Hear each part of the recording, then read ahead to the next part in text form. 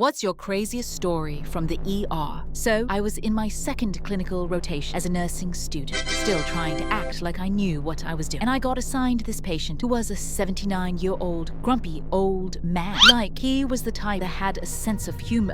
But you had to be so careful, because one wrong comment, and he'd give you that "don't test me" look. He was dealing with chronic pain, and he also had colon cancer. The saddest part was his wife had passed away a few years ago, so it was mostly just him. His son would usually visit in the mornings, right in time for when the doctors did their rounds. One morning, I'm helping him get ready for breakfast, and the doctor walks in like normal. But this day was different because my patient had just had a bunch of tests done, and he was really hoping to hear good news. Like, he was convinced he'd be discharged soon. And normally, when the doctor comes in, I just finish what I'm doing and leave so they can talk privately. But that morning, his son couldn't make it, and my patient looked at me and said, "Can you stay in here with me while he talks? Just in case I miss something." And I was like, "Yeah, of course," as long as the doctor was okay with it. So the doctor walks in. He doesn't even ease into it. He just says it. He tells him the cancer had spread, and there was nothing more they could do. That palliative care would be coming later to talk about where he could go for his final days. And my patient thought the doctor was joking. He literally started laughing, like this awkward little laugh, and then he just stopped, and his face went completely blank. And I'm standing there like frozen, because as a student, I was not prepared for that. I didn't know what to say. I didn't know how to comfort someone who just got told they were dying. And what made it even worse was literally 10 minutes before that, he was talking to me about how excited he was to go home because he missed his cat. For the next week after that, he completely shut down. He stayed in bed. He refused to eat, refused his meds, wouldn't shower, wouldn't talk. And then